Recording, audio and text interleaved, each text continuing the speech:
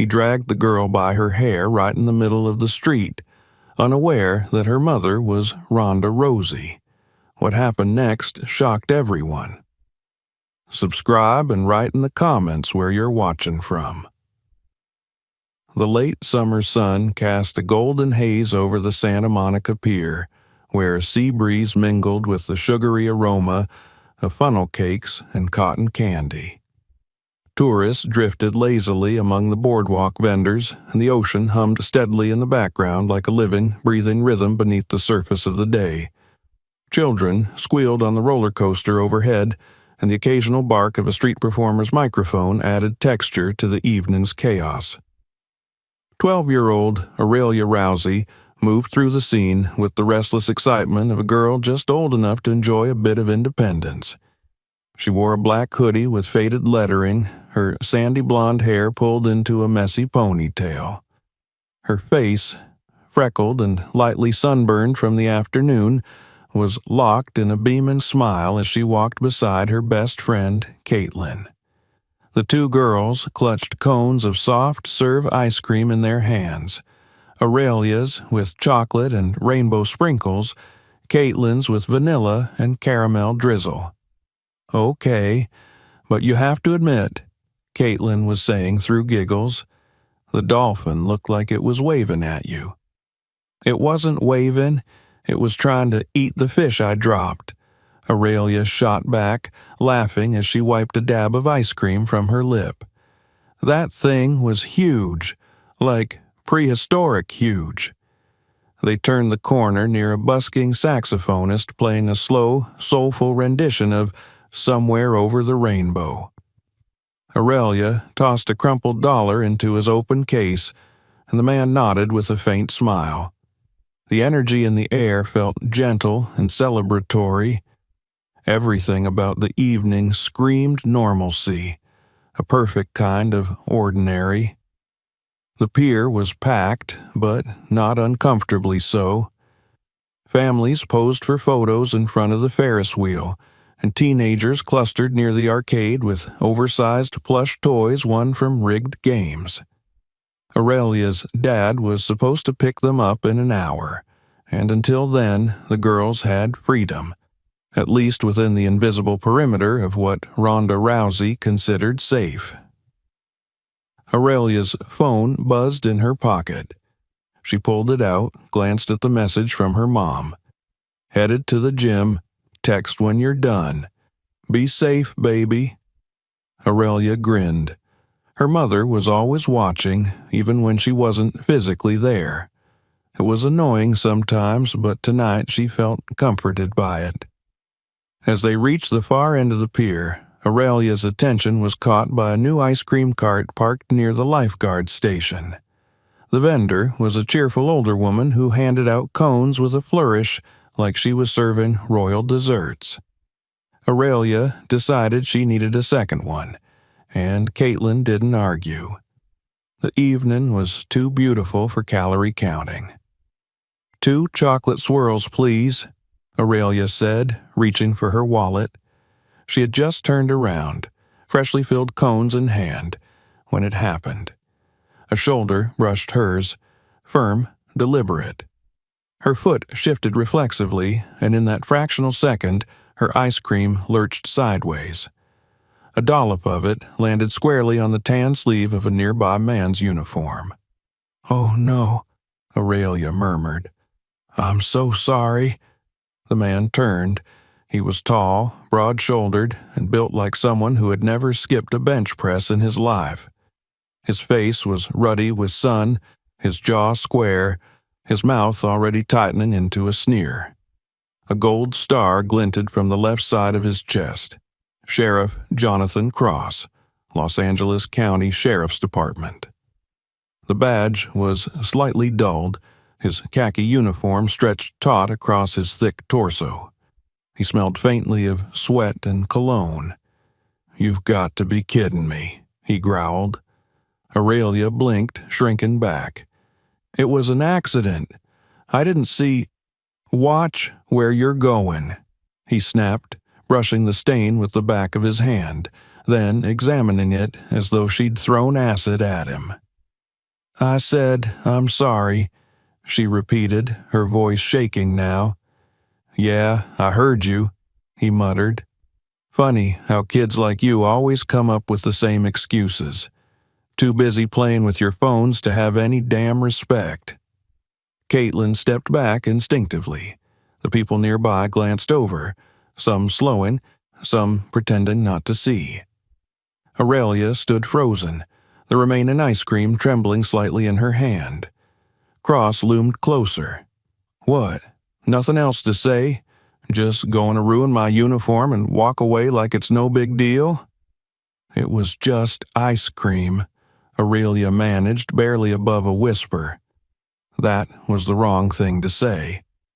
His hand snapped forward, not to strike, not yet, but to snatch the cone from her grip and throw it to the ground. The splatter of it on the pavement drew gasps. Aurelia recoiled, eyes wide, her breath caught in her chest. Now you're littering, he said coldly. That's not fair, she started. He stepped closer. Don't talk back to me. People were watching now. Phones began to rise, subtle but visible. Cross didn't seem to care. His eyes burned with the smug certainty of someone who knew power was on his side. Aurelia turned to walk away, her cheeks burning with embarrassment and confusion.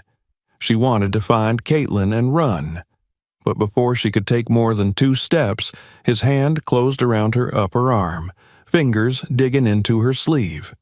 Where do you think you're going? He barked. You think you can disrespect an officer of the law and just stroll off? I didn't disrespect, she tried, panic sharpening her words. Back talk now? His voice rose. You think your little apology erases this? You think you're above consequence? He yanked her roughly toward him, and then he did the unthinkable. With one hand still gripping her arm, the other reached up, grabbed a fistful of her ponytail, and pulled. The pain was instant and excruciating. Aurelia shrieked, her knees nearly buckling as she tried to twist free. Tears sprang to her eyes. He pulled again. Say you're sorry like you mean it, he hissed into her ear.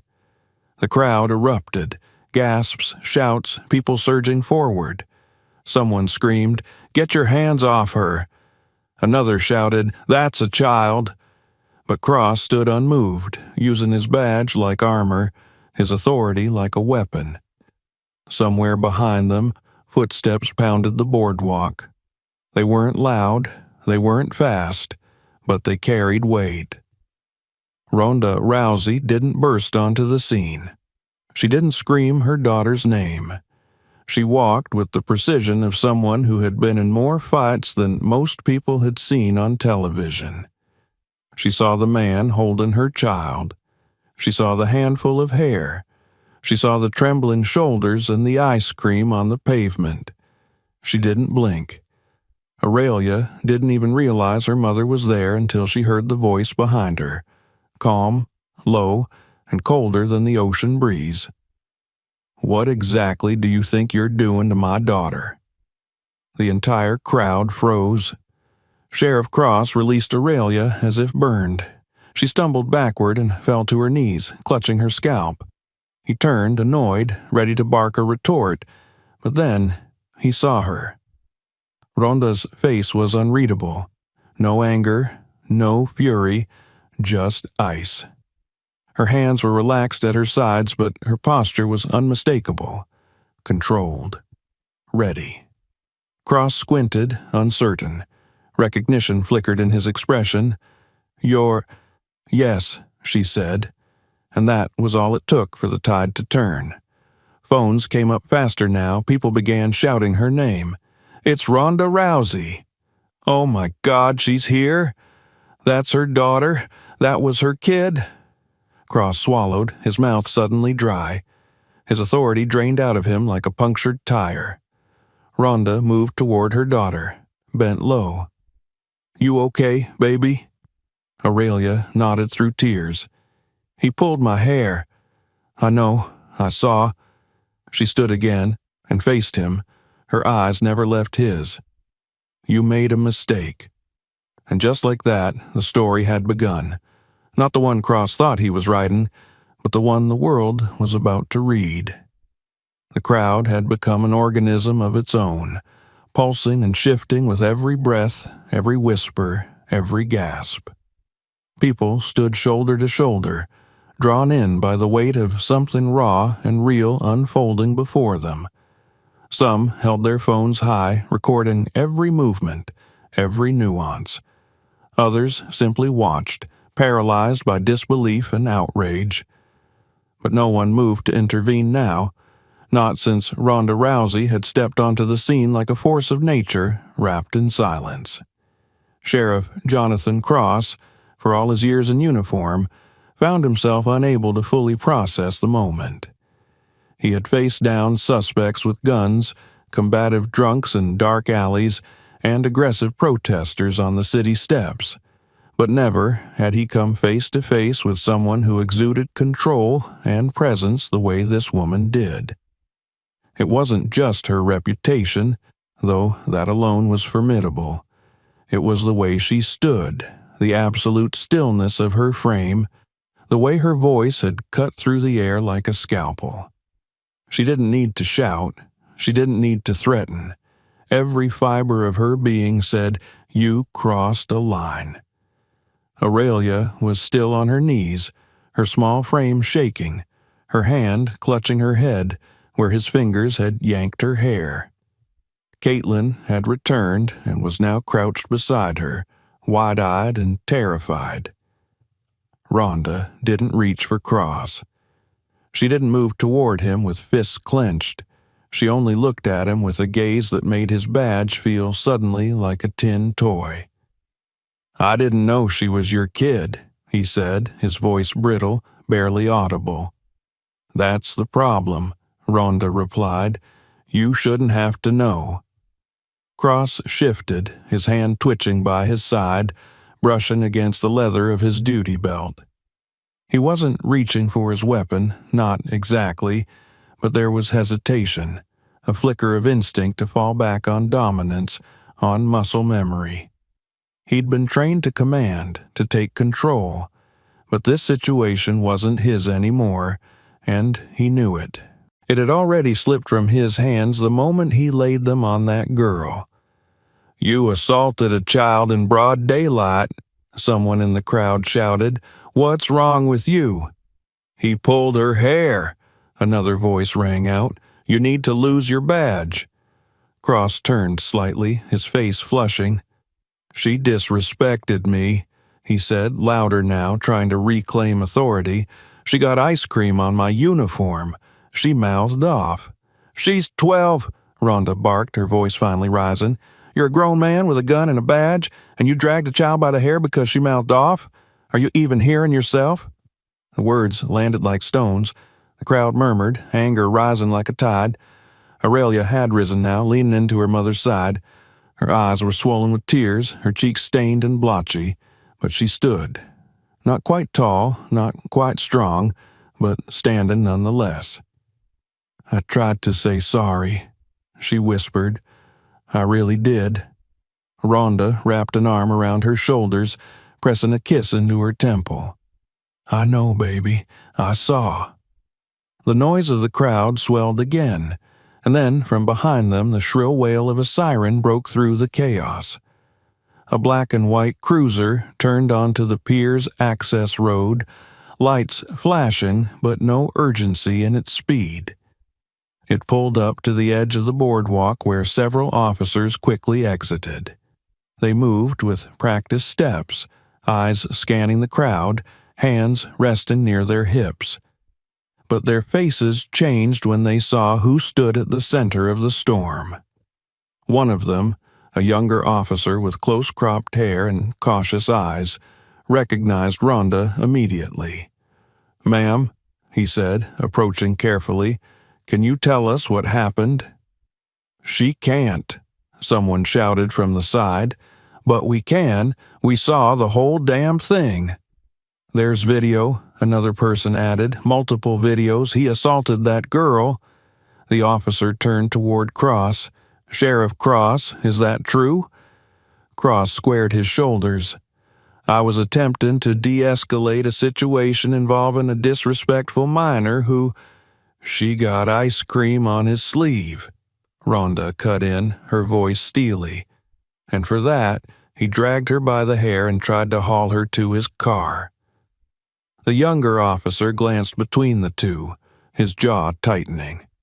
Sheriff, I'm going to ask you to step aside while we sort this out. I'm not stepping aside on my own peer, Cross growled. This is my jurisdiction. Not anymore, said another voice behind him. An older officer, clearly of higher rank, had arrived. His name tag read Sergeant Moreno. His face was unreadable, but his eyes were hard. Cross turned slowly. Sergeant, give us a minute, Moreno said. Cross hesitated, then nodded stiffly and stepped back. The sergeant motioned to the officers to lower the tension. Ronda leaned into Aurelia, whispering something into her ear. The girl nodded and stepped behind her mother, flanked now by Caitlin and a concerned couple who had come forward to offer comfort. Moreno stepped closer to Ronda. Miss Rousey, I'm Sergeant Moreno. First, I want to make sure your daughter's okay. She's not, Ronda said flatly. She will be, but right now she's shaken. She was manhandled by a man twice her size, in public, for absolutely nothing. Moreno nodded. I've already called internal affairs. There'll be a full investigation. No, Ronda said. This isn't going to be buried in paperwork. That man assaulted my daughter in front of dozens of witnesses, and you're going to do something about it now. The sergeant's expression didn't change, but his voice softened. You have my word this won't be brushed aside, but I'm asking you, please, let us handle this by the book. Ronda looked over her shoulder at Aurelia. The girl was holding tightly to Caitlin's hand, her other hand still pressed to her scalp where her hair had been yanked. She looked small and quiet and impossibly young. Fine, Ronda said finally, but I'll be watching every step. And so will we, someone in the crowd shouted. We've got the footage. We'll post it everywhere. Moreno glanced around. A sea of faces, angry, alert, armed with cameras, was already part of the story. The damage to the department's image had been done before he even arrived. Cross stood nearby, arms crossed, jaw clenched. He looked not like a lawman anymore, but like a child who had been caught breaking a rule and couldn't quite comprehend the consequences. When a patrol car pulled up to take Cross back to the station for immediate review, the murmur in the crowd turned into applause. As the sheriff was led away, someone yelled, "Hope you're proud of yourself." Another called, "Your badge won't protect you now." Aurelia buried her face in her mother's side as the man disappeared. As the officers dispersed the crowd and the light began to fade over the water, Ronda and Aurelia sat on a bench nearby. Ronda had refused medical attention for now. Her only concern was calming her daughter. "I didn't even do anything," Aurelia whispered at last. "I was just holding ice cream." "I know," Ronda said, "and that's why it's not your fault. Not any of it. I didn't think someone like that could just grab me like that." Ronda closed her eyes. "I know, sweetheart, but they do, and too often they get away with it." A long silence followed. "Are they going to punish him?" Aurelia asked quietly. "They're going to try," Ronda replied, "but that's not always how it works, which is why people like me have to make sure they can't just walk away." Aurelia looked up. "You weren't scared of him at all." Ronda smiled faintly. "I wasn't thinking about being scared. I was thinking about you." That night, after police reports were taken and the crowd had thinned, Ronda drove them home. The car was silent for most of the ride. Aurelia held a small ice pack against her head. Caitlin had been dropped off already. and Rhonda's phone buzzed constantly from messages, notifications, and news alerts. Videos were already circulating. Headlines were brewing, but Rhonda didn't look at any of it. She kept her eyes on the road, and her hand occasionally reached over to squeeze her daughter's. At a red light, Aurelia said, "You didn't hit him." Rhonda's brow furrowed. "No? Even though he hurt me?" "I know. Why not?" Rhonda sighed, because sometimes showing restraint hurts them more than a punch ever could. Aurelia nodded slowly.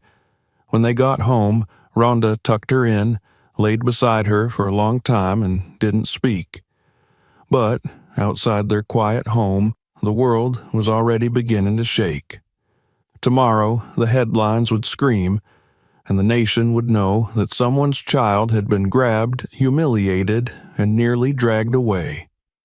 But her mother showed up, and everything changed.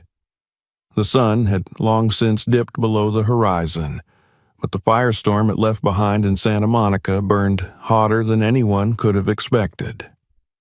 By the time Ronda and Aurelia arrived home that night, the air was thick with silence, but their phones were anything but quiet. Notifications chimed in bursts: text messages, voicemails, news alerts, missed calls. Rhonda had silenced her phone on the drive, not because she didn't care, but because she needed space to think. The image of her daughter, knees scraped and face streaked with tears, was lodged behind her eyes like a splinter that wouldn't loosen. Aurelia sat on the couch, holding a microwave towel wrapped in a plastic bag of ice against her scalp. The physical pain had dulled, but the confusion and humiliation lingered in every movement. She looked older now than she had that morning, as if a layer of childhood had been peeled off in public under fluorescent lights and camera lenses. Rhonda stood in the kitchen, watching tea steep in silence. She'd always hated green tea, but tonight it was something warm and grounding. The TV flickered quietly in the background, one of the local news stations looping through footage from earlier. The video had been edited by someone fast and skilled. It showed Aurelia's frightened face, Cross's rough hands, and Rhonda's silent, frozen presence just before she stepped in. Aurelia turned her face towards the screen, but didn't speak. Rhonda crossed the room and sat beside her, placing the warm cup in the girl's hands. "Thanks," Aurelia mumbled. "You want me to turn it off?" Rhonda asked. "No, I want to hear what they're saying." For a moment, they just sat there. Then the screen cut to a studio shot. A panel of pundits, 2 men and 1 woman, were already discussing the incident on the pier. The phrases came out fast, layered in rhetoric: excessive force, abuse of authority, minor injured, bystander intervention, civilian response. Then one of them said the name: Aurelia Rousey. Ronda tensed, her hand closed around her knee. Confirmed by sources close to the family, the girl seen in the video being manhandled by L.A. County Sheriff Jonathan Cross is the daughter of former UFC champion and actress Ronda Rousey, who can also be seen confronting the officer on site, the anchor continued. Cross, who has served in the sheriff's department for over 15 years, has a history of citizen complaints, some of which are now resurfacing online. Rhonda exhaled slowly. She wasn't surprised. She'd seen the pattern before: bad men given too many chances until the wrong one was caught on video. But the difference now was personal. This wasn't just another case, this was her child. "What does that mean?" Aurelia asked softly. "Citizen complaints. It means this wasn't the first time he used his badge like a weapon," Rhonda said. "Just the first time the whole world saw it." The next morning, the world hadn't just seen it, it was screaming about it. The hashtags were trending before sunrise. #Justice for Aurelia, #Ronda Rising, #Cross the Line, #Protect Our Kids. News stations across the country picked it up, then international outlets followed. Videos of the altercation spread across every platform imaginable, some from multiple angles. Someone had captured the moment Cross threw Aurelia's ice cream to the ground, another had caught the instant he grabbed her hair. But the footage that spread fastest was the still frame of Ronda stepping between her daughter and the sheriff, not even touching him, just looking. That one image became symbolic. It was on Twitter, Instagram, Reddit, even Pinterest boards. The caption varied, but the message didn't. This is what protection looks like. At noon, a knock came at the front door. Ronda opened it slowly to reveal a local reporter with a camera crew parked across the street. "Miss Rousey, I know this is a difficult time, but would you be willing to make a brief statement?" Ronda closed the door without a word. 2 minutes later, her agent called, then her publicist, then 3 separate talk shows. She ignored them all. It wasn't until late afternoon that she responded, to one person only, a local women's shelter coordinator who had messaged her privately, thanking her for standing up for her daughter. Ronda sent a simple reply, "Thank you. We don't all get someone who shows up. That should change." She didn't want to go public, not yet, but the fire wouldn't wait. By the time she logged onto Instagram, her inbox was flooded with stories. People who had witnessed similar abuse, kids who had felt powerless, mothers who had no platform. Some messages were messy, some rage-filled, others barely a sentence. But they all shared one thing. They saw themselves in Aurelia. That night, Ronda sat on the porch after Aurelia had gone to bed. Her laptop open, the screen glowing in the dark. She typed without overthinking. "I didn't want to be in the news this week. I didn't want my daughter to cry on the sidewalk while strangers recorded her pain. I didn't want a grown man to grab her by the hair and make her feel small because she accidentally dropped some ice cream on his sleeve. But I also didn't want to stay quiet." She hit post. Within 30 minutes, the post had over 200,000 likes. The comments poured in. Public figures chimed in. Teachers, athletes, mothers, veterans, even officers. The following morning, a formal statement was issued by the LA County Sheriff's Department. Sheriff Cross was being placed on administrative leave pending investigation. The language was cold and clinical, wrapped in legal qualifiers, but it wasn't enough to quell the tide. Aurelia stayed home from school. Ronda kept her close.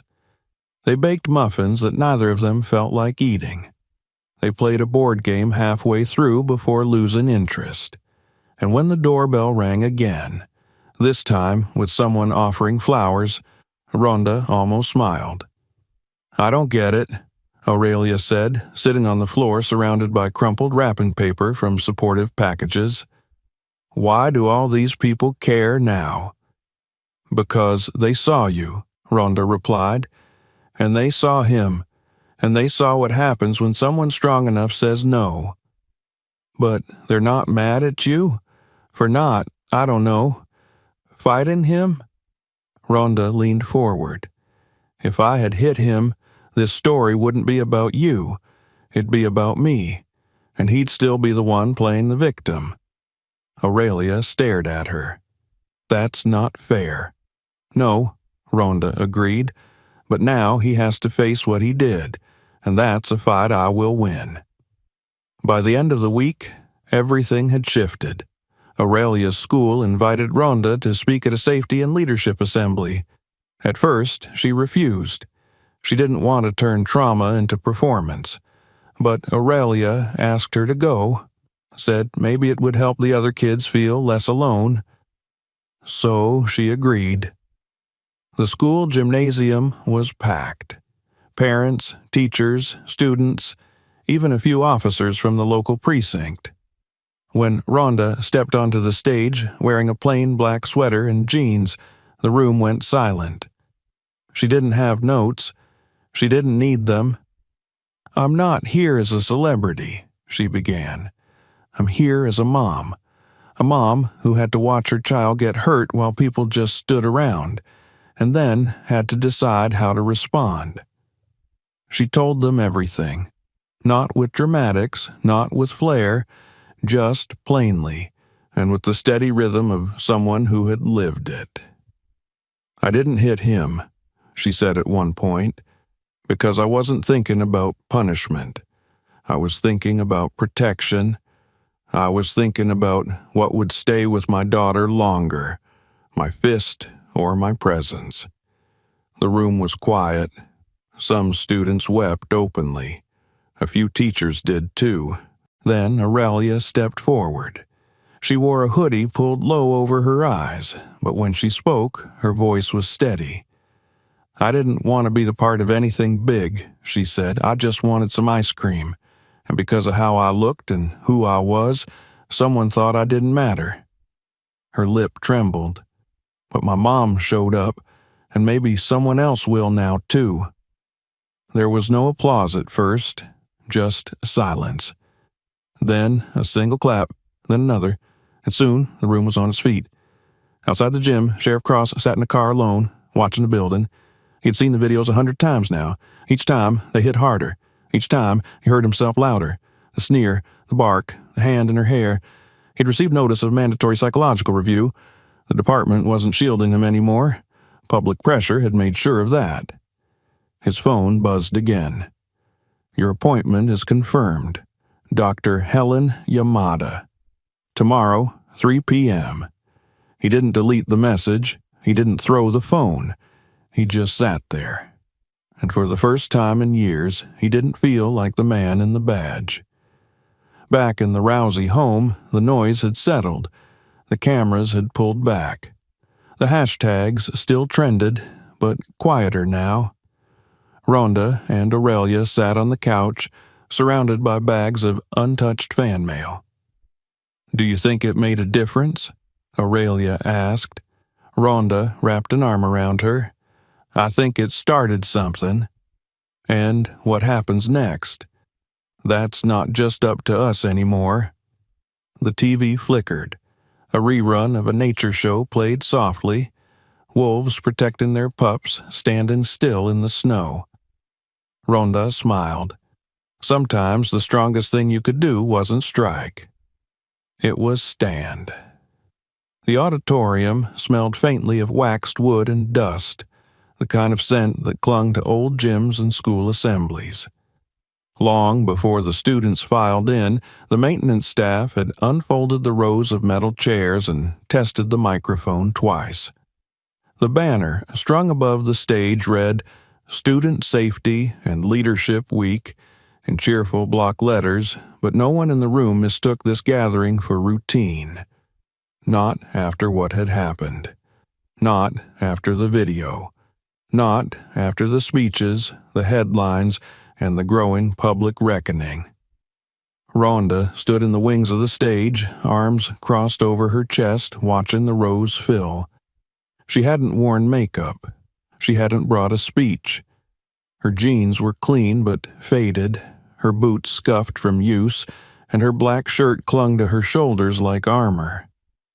In front of the stage, a large projector screen had been rolled down, showing a still image from one of the videos.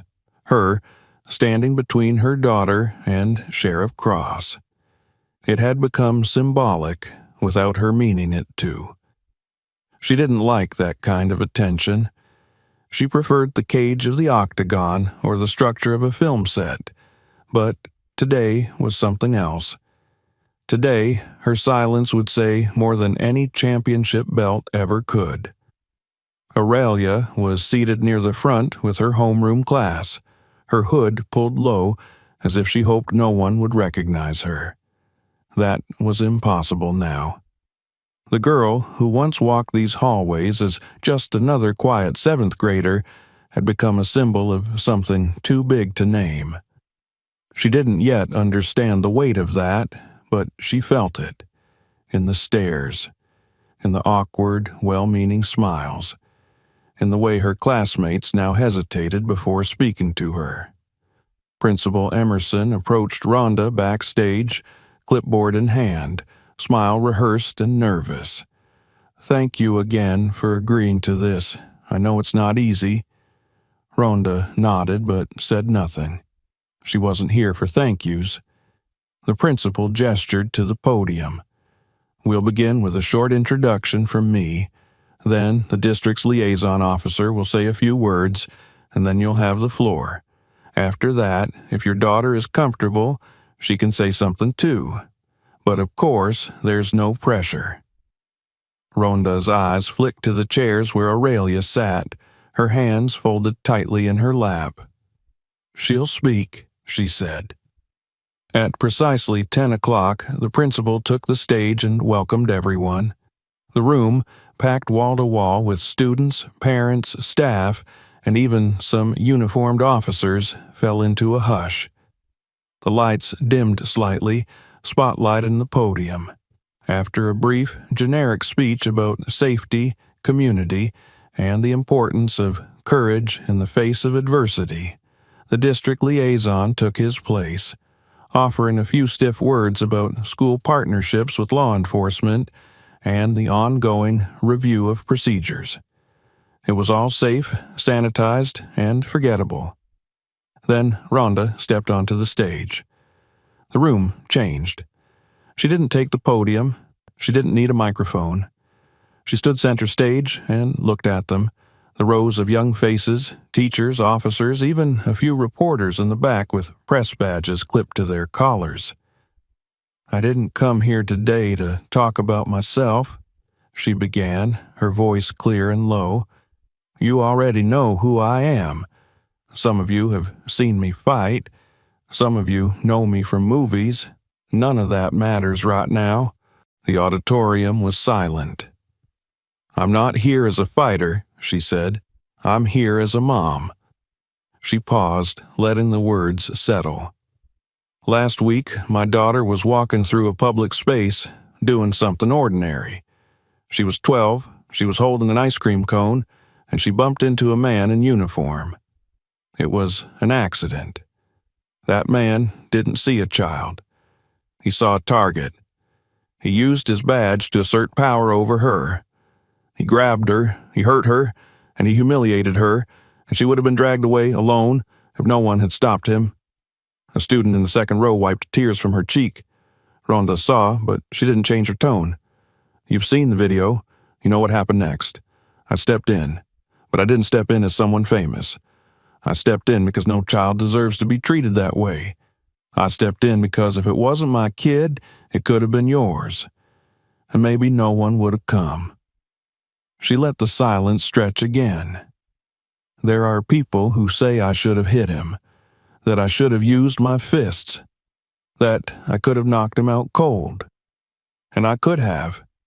But I didn't, because this wasn't a fight about strength. It was about restraint, about showing that power doesn't have to look like domination. It can look like presence, like protection, like someone standing still and saying, 'No more.'" Students shifted in their seats. The gym, filled with over 100 bodies, felt like it was holding its breath. "Every one of you has a voice," Rhonda continued. "Some of you are still learning how to use it. Some of you have already been told to stay quiet. I'm here to tell you, don't. Speak, stand. Whether it's for yourself or for someone next to you, don't wait for someone else to show up. Be the one." She turned, nodded once toward the crowd, then stepped aside. There was no applause at first, just stillness. Then Aurelia rose. Her steps to the stage were small, measured, hesitant, but she made it. Rhonda stepped down to the floor and watched from the side. Aurelia approached the podium. Her voice, when it came, was soft but steady. "I didn't want to be famous. I didn't want to be in videos or on the news. I just wanted to eat my ice cream." There were a few scattered chuckles, quiet, respectful. "I didn't do anything wrong. I didn't yell. I didn't fight. I tried to say sorry, but he didn't care. He didn't see a kid. He saw someone he thought he could scare." Her throat tightened, but she didn't cry. "I was really scared," she said, "and if my mom hadn't been there, I don't know what would have happened. But not everyone has someone who shows up, so if I can say anything, I guess it's this. Don't assume someone else will help. Be the one who helps. Be the one who stays." Silence. Then a clap. Then another. Then the room erupted into applause, not polite or restrained, but thunderous. Students stood, teachers rose with them, even some of the officers clapped. Backstage, Ronda wiped her eye and exhaled. Her daughter hadn't just survived. She had spoken. After the assembly, the crowd moved slowly.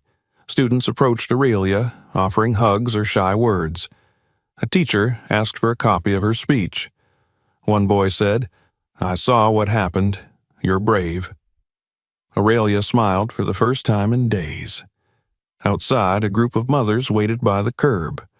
One of them stepped forward as Ronda approached. "You didn't just speak for your daughter," the woman said. "You spoke for mine, too." Ronda nodded. "Thank you." The woman hesitated. "If there's anything we can do, petitions, community pressure, media, just say the word." "I think the word's already out," Ronda replied. Later that evening, Aurelia was in her room rereading the handwritten notes passed to her after the assembly. Ronda sat on the porch with her laptop again, this time not posting, just watching. The mayor's office had issued a statement that afternoon. A city-wide review of law enforcement protocols had been ordered. Cross remained under investigation, his legal counsel declining all interviews.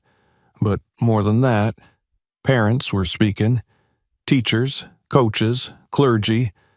The spark had become something else now. It wasn't just a moment. It was a conversation. And somewhere across town, Jonathan Cross watched the footage of the assembly on his cracked phone screen. He had paused the moment Aurelia stepped up to speak. Replayed it. He didn't recognize the man he had been that day, but the world did. His badge sat on the coffee table beside him. He hadn't worn it since the night of the incident. His uniform hung in the closet, the ice cream stain still faintly visible despite multiple attempts to scrub it away. His phone buzzed. Reminder. Therapy appointment with Dr. Yamada. Tomorrow, 3 p.m. He stared at the screen for a long time, then clicked confirm.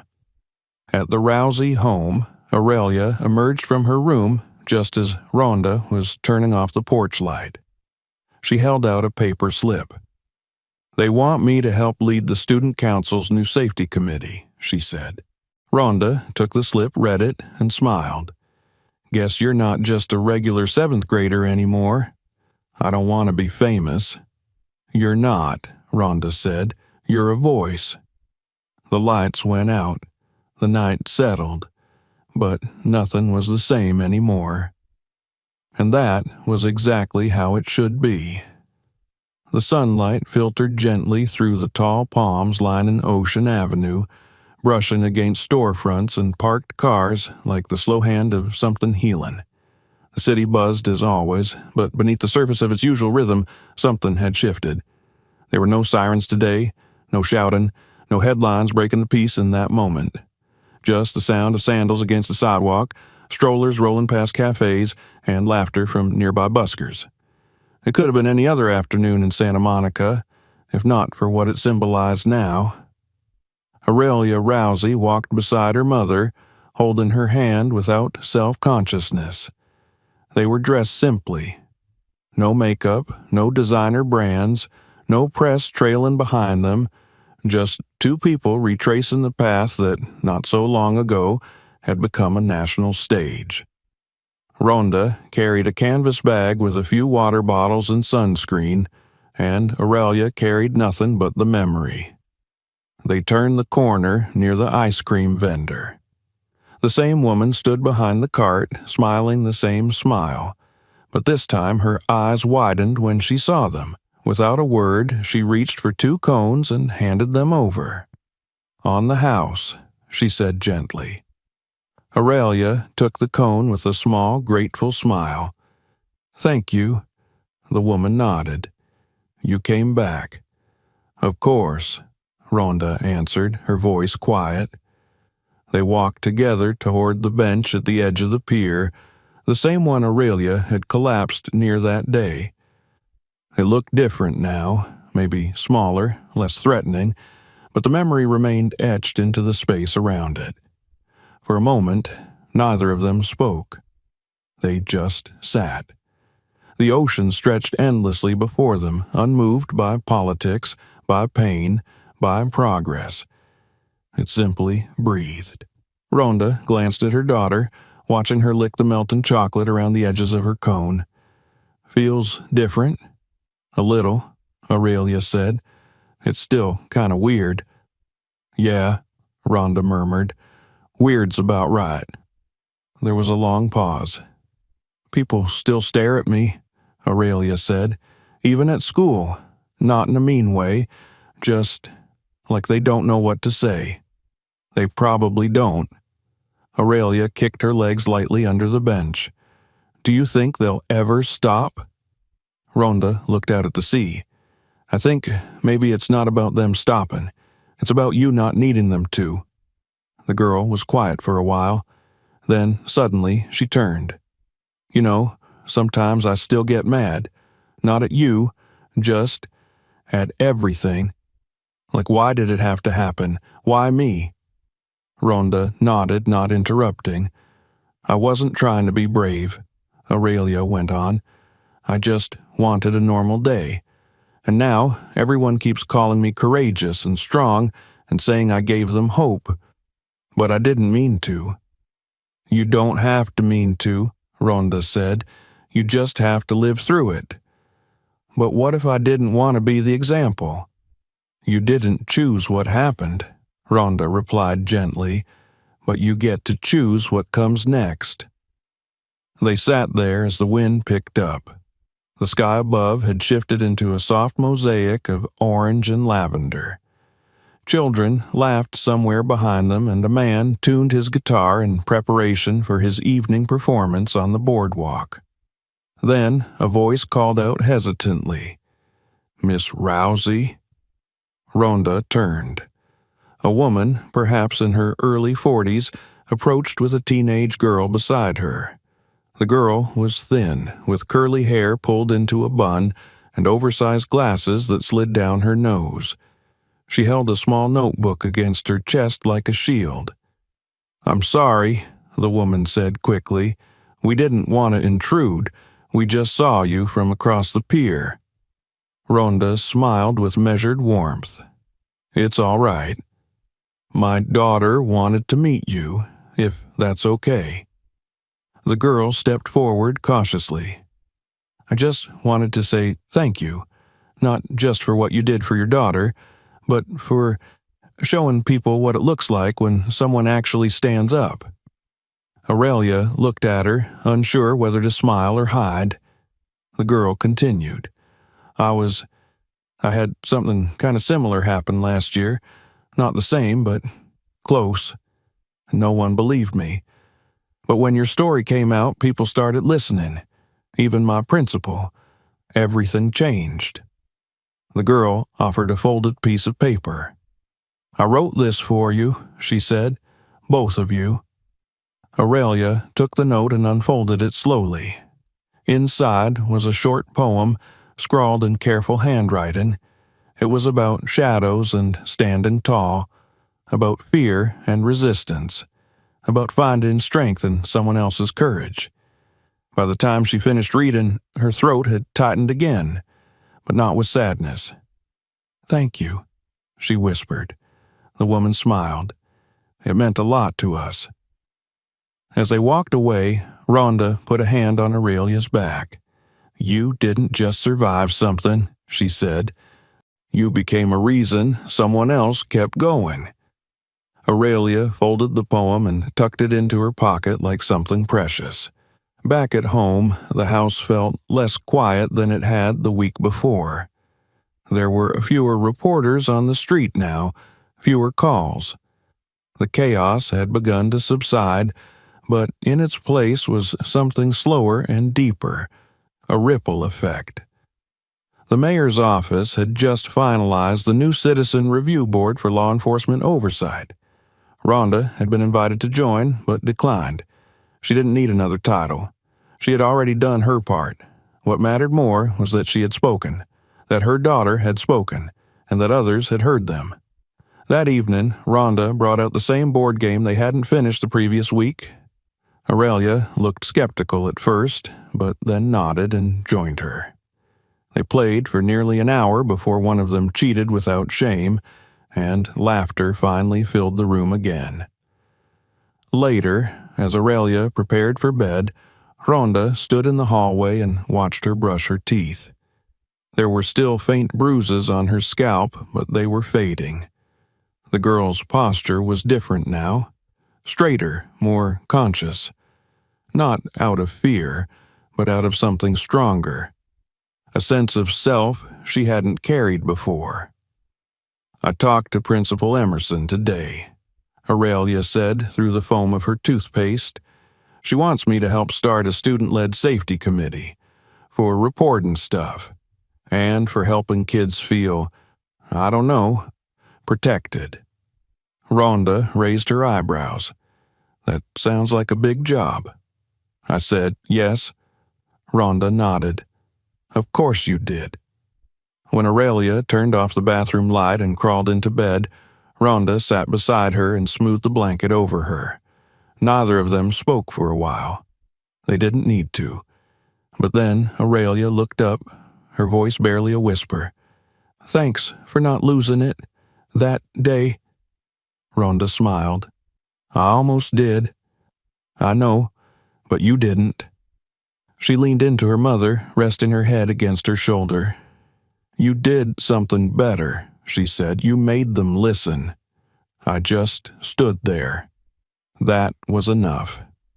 As the moon climbed over the rooftops and the world beyond their windows kept turning, Rhonda held her daughter in the quiet comfort of the moment. The storm had passed, but its lessons remained. Not all heroes wore capes. Some wore motherhood like armor. Some stood between harm and hope with nothing but presence. And some, like Aurelia, found their voice not by shouting, but simply by refusing to disappear. Somewhere across the city, Jonathan Cross sat alone in a dim room, staring at the document in front of him. It was a formal notice. His suspension had been converted into termination.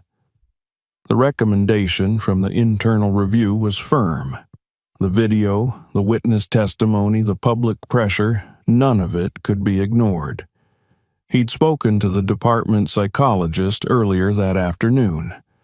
Not much had been said, but something had cracked open. He didn't know what came next for him, but for the first time in his career, he knew what couldn't come next. He would never wear the badge again. And, in a way, that was justice too. The next morning, as the Rousey home stirred to life, a package arrived. No label, just a small box wrapped in brown paper. Inside was a hand-carved wooden figurine. 2 figures, one tall, one small, standing back to back. No names, no message. But Rhonda understood. They were still here, and they weren't going anywhere.